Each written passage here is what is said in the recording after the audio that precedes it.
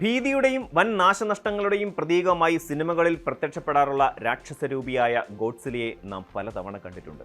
മനുഷ്യനിർമ്മിതമായ നഗരങ്ങളെ നിമിഷനേരം കൊണ്ട് തച്ചു തകർക്കുന്ന ഈ ഭീകരരൂപം വെള്ളിത്തിരയിൽ വിസ്മയവും ഭയവും നിറയ്ക്കുമ്പോൾ യഥാർത്ഥ ലോകത്ത് മറ്റൊരു ഗോഡ്സില രൂപപ്പെടുന്നുവെന്ന മുന്നറിയിപ്പുമായി എത്തിയിരിക്കുകയാണ് ശാസ്ത്രലോകം. എന്നാൽ ഇത്തവണ ഈ ഭീഷണി ഒരു വെള്ളിത്തിരയിലല്ല, മറിച്ച് ഭൂമിയിലെ ഏറ്റവും വലിയ സമുദ്രമായ പസഫിക് സമുദ്രത്തിന്റെ ആഴങ്ങളിലാണ് രൂപപ്പെടുന്നത്. ഈ വർഷം ലോകം അഭിമുഖീകരിക്കാൻ പോകുന്ന അതിതീവ്രമായ എൽനീനോ കാലാവസ്ഥാ പ്രതിഭാസത്തെയാണ് ഗവേഷകർ ഗോഡ്സില എൽനീനോ എന്ന് നാമകരണം ചെയ്തിരിക്കുന്നത്.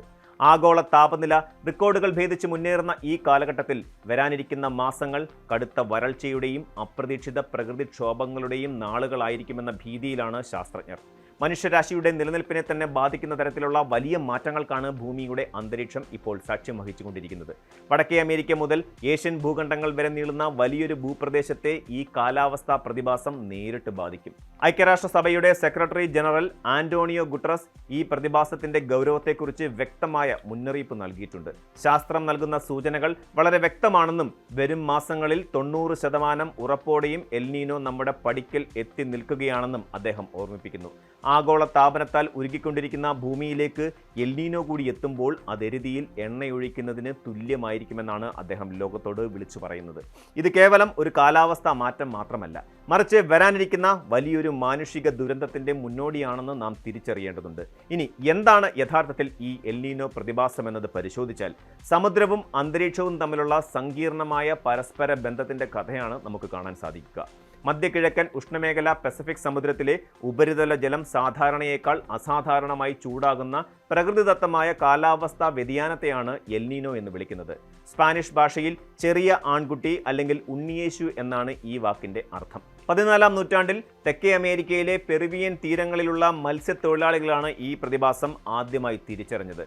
ക്രിസ്മസ് സമയത്തോടനുബന്ധിച്ച് പസഫിക് സമുദ്രത്തിൽ അസാധാരണമായി ചൂടുവെള്ളം പ്രത്യക്ഷപ്പെടുകയും അത് മത്സ്യബന്ധനത്തെ ദോഷകരമായി ബാധിക്കുകയും ചെയ്തപ്പോഴാണ് അവർ ഈ പേരിട്ടത്. ഈ പ്രതിഭാസത്തിന്റെ പൂർണ്ണമായ ചക്രത്തെ ശാസ്ത്രലോകം എൽനീനോ സദേൺ ഓസിലേഷൻ അല്ലെങ്കിൽ എൻസോ എന്നാണ് വിശേഷിപ്പിക്കുന്നത്.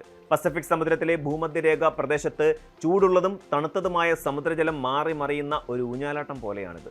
ഇതിന്റെ തണുപ്പുള്ള ഘട്ടത്തെ ലാനിനോ എന്ന് വിളിക്കുമ്പോൾ ചൂടുള്ള ഘട്ടമാണ് എൽനീനോ എന്ന പേരായി മാറുന്നത്. സാധാരണഗതിയിൽ പസഫിക് സമുദ്രത്തിന് മുകളിലൂടെ വീശുന്ന ശക്തമായ വാണിജ്യവാദങ്ങൾ ചൂടുള്ള ഉപരിതല ജലത്തെ ഏഷ്യൻ ഭൂഖണ്ഡത്തിന്റെ ഭാഗത്തേക്ക് തള്ളി നീക്കുകയാണ് ചെയ്യാറുള്ളത്. എന്നാൽ എൽനീനോ സമയത്ത് ഈ കാറ്റുകളുടെ ശക്തി കുറയുകയും അതിന്റെ ഫലമായി ചൂടുവെള്ളം കിഴക്കോട്ട്, അതായത് അമേരിക്കൻ തീരങ്ങളിലേക്ക് തിരികെ ഒഴുകുകയും ചെയ്യുന്നു. ഇത് സമുദ്രം തന്റെ ചൂട് സംഭരിച്ചു വെക്കുന്ന വിലാസം മാറ്റുന്നതിന് തുല്യമാണ്. എല്ലാ എൽനീനോ പ്രതിഭാസങ്ങളും ഒരേ തീവ്രതയിലുള്ളവയല്ല എന്നതാണ് ഇതിന്റെ യാഥാർത്ഥ്യം. ഭൂരിഭാഗവും മിതമായ രീതിയിൽ വന്ന് പോകാറുണ്ടെങ്കിലും അപൂർവമായി ചിലത് അതിശക്തമായ രൂപം കൈക്കൊള്ളാറുണ്ട്. സമുദ്രോപരിതലത്തിലെ താപനില സാധാരണയേക്കാൾ 3.6 ഡിഗ്രി ഫാരൻഹീറ്റ് അല്ലെങ്കിൽ അതിൽ കൂടുതൽ ഉയർന്ന് മാസങ്ങളോളം നിലനിൽക്കുമ്പോഴാണ് ശാസ്ത്രജ്ഞരും അതുപോലെ മാധ്യമങ്ങളും ഇതിനെ സൂപ്പർ എൽനീനോ അല്ലെങ്കിൽ ഗോഡ്സില എൽനീനോ എന്ന് വിളിക്കുന്നത്. 19-ാം നൂറ്റാണ്ടിന്റെ പകുതിക്ക് ശേഷം കേവലം 4 തവണ മാത്രമാണ് ഇത്തരമൊരു അതിതീവ്ര പ്രതിഭാസം ഉണ്ടായിട്ടുള്ളത്. ഇതിൽ ഏറ്റവും ഒടുവിലായി സംഭവിച്ചത് 2015-2016 കാലഘട്ടത്തിലായിരുന്നു. അന്നത്തെ എൽനീനോ ലോകത്താകമാനമുണ്ടാക്കിയ നാശനഷ്ടങ്ങൾ ചെറുതൊന്നുമല്ലായിരുന്നു. എന്നാൽ ഇപ്പോൾ രൂപപ്പെടുന്ന പുതിയ എൽനീനോ പഴയ റെക്കോർഡുകളെയെല്ലാം ഭേദിച്ചേക്കുമെന്നാണ് യൂറോപ്യൻ കാലാവസ്ഥാ നിരീക്ഷണ കേന്ദ്രങ്ങൾ നൽകുന്ന സൂചന. ശാസ്ത്രജ്ഞർ സമുദ്രത്തിന്റെ താപനില അളക്കുന്നതിനായി നിരീക്ഷിക്കുന്ന പസഫിക്കിലെ പ്രത്യേക മേഖലയിൽ ഇതിനകം തന്നെ താപനില സാധാരണ പരിധിയേക്കാൾ വളരെ ഉയർന്നു കഴിഞ്ഞു. കമ്പ്യൂട്ടർ മോഡലുകൾ നൽകുന്ന സൂചനകൾ പ്രകാരം ഈ വർഷം അവസാനത്തോടെ ഇവിടുത്തെ താപനില സാധാരണയേക്കാൾ 3 മുതൽ 4 ഡിഗ്രി സെൽഷ്യസ് വരെ ഉയർന്നേക്കാം. ഇത് മുൻകാല റെക്കോർഡുകളെയെല്ലാം തകർക്കുന്ന ഒന്നായിരിക്കും. സമുദ്രത്തിലെ ഈ അസാധാരണമായ ചൂട് അന്തരീക്ഷത്തിലേക്ക് വൻതോതിൽ ഊർജ്ജം പുറന്തള്ളുന്നതിന് കാരണമാകും. മുൻപുണ്ടായ എൽനീനോ പ്രതിഭാസത്തിന്റെ ബാക്കി പത്രമെന്നോണമാണ് 2024 ലോകത്തിലെ ഏറ്റവും ചൂട് കൂടിയ വർഷമായി രേഖപ്പെടുത്തപ്പെട്ടത്. അതുകൊണ്ട് തന്നെ ഇപ്പോൾ രൂപപ്പെടുന്ന ഈ കാലാവസ്ഥാ രാക്ഷസൻ ഭൂമിയെ എത്രത്തോളം വറുതിയിലാഴ്ത്തും എന്ന് പ്രവചിക്കുക അസാധ്യമാണ്. ലോകത്തിന്റെ വിവിധ ഭാഗങ്ങളിൽ എൽനീനോ വിനാശകരമായ പ്രത്യാഘാതങ്ങൾ ഉണ്ടാക്കുമ്പോൾ ഇന്ത്യയെ സംബന്ധിച്ചിടത്തോളം ഇത് ഏറ്റവും വലിയ ആശങ്ക പടർത്തുന്നത് രാജ്യത്തിന്റെ ജീവനാഡിയായ തെക്ക് പടിഞ്ഞാറൻ മൺസൂണിനെയാണ്.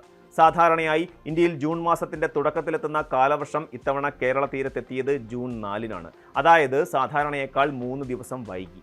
കാലവർഷം വടക്കോട്ട് നീങ്ങിക്കൊണ്ടിരിക്കുകയാണെങ്കിലും പസഫിക് സമുദ്രത്തിൽ രൂപപ്പെടുന്ന എൽനീനോ ഇതിന്റെ ശക്തി കുറയ്ക്കുമെന്ന ഭീതിയിലാണ് ഇന്ത്യൻ കാലാവസ്ഥാ വകുപ്പ്. പസഫിക് സമുദ്രം ചൂടുപിടിക്കുമ്പോൾ ഇന്ത്യയിലേക്ക് വീശേണ്ട മഴ മേഘങ്ങളും കാറ്റിനെയും ഇത് കിഴക്കോട്ട് ആകർഷിക്കുകയും തൽഫലമായി ഇന്ത്യൻ ഉപഭൂഖണ്ഡത്തിൽ മഴയുടെ അളവ് ഗണ്യമായി കുറയുകയും ചെയ്യുന്നു.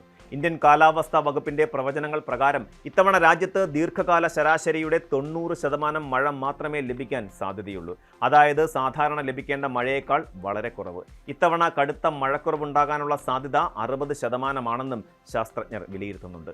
സാധാരണഗതിയിൽ ഇത്തരം സാഹചര്യങ്ങളിൽ ഇന്ത്യൻ മഹാസമുദ്രത്തിലെ താപനിലയിലുണ്ടാകുന്ന വ്യത്യാസങ്ങൾ മൺസൂണിനെ ഒരു പരിധിവരെ സഹായിക്കാറുണ്ട്.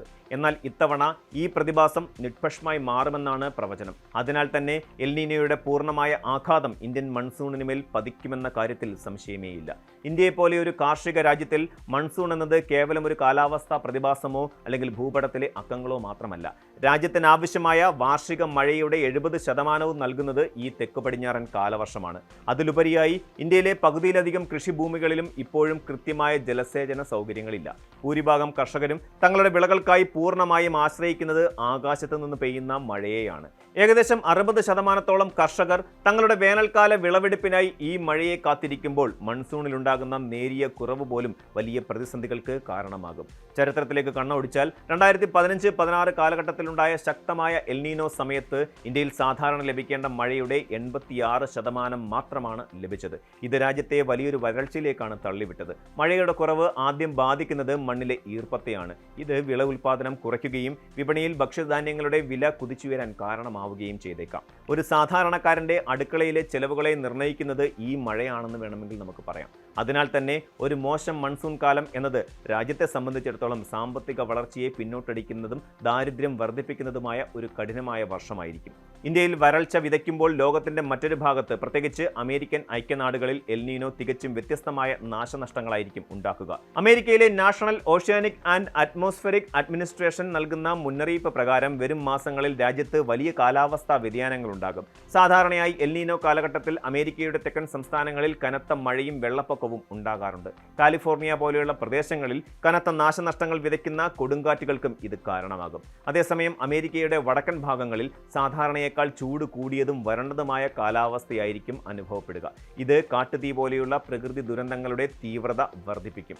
ആഗോളതലത്തിൽ നോക്കുകയാണെങ്കിൽ ഓസ്ട്രേലിയ, ഇന്തോനേഷ്യ തുടങ്ങിയ രാജ്യങ്ങളിൽ കടുത്ത വരൾച്ചയ്ക്കും പട്ടിണിക്കും എൽനീനോ കാരണമാകുമ്പോൾ തെക്കേ അമേരിക്കൻ രാജ്യങ്ങളായ പെറു, ഇക്വഡോർ എന്നിവിടങ്ങളിൽ പ്രളയമായിരിക്കും ഇതിന്റെ ഫലം. സമുദ്രത്തിലെ ജൈവ വൈവിധ്യത്തെയും ഇത് സാരമായി ബാധിക്കും. ചൂട് കൂടുന്നതോടെ പവിഴപ്പുറ്റുകൾ നശിക്കുകയും സമുദ്രത്തിലെ മത്സ്യസമ്പത്ത് ഗണ്യമായി കുറയുകയും ചെയ്യും.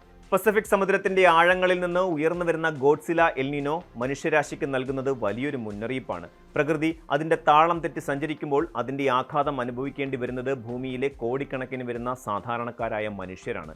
ആഗോള താപനവും എൽനീനോയും ഒത്തുചേരുമ്പോൾ ഉണ്ടാകുന്ന ഈ ഇരട്ട പ്രഹരത്തെ നേരിടാൻ ലോകരാജ്യങ്ങൾ ഒന്നിച്ചു നിൽക്കേണ്ട സമയം അതിക്രമിച്ചിരിക്കുന്നു. കൃത്യമായ ആസൂത്രണത്തിലൂടെയും ജലസംരക്ഷണത്തിലൂടെയും മാത്രമേ വരാനിരിക്കുന്ന വരൾച്ചയെയും ഭക്ഷ്യപ്രതിസന്ധിയെയും നമുക്ക് മറികടക്കാൻ സാധിക്കൂ.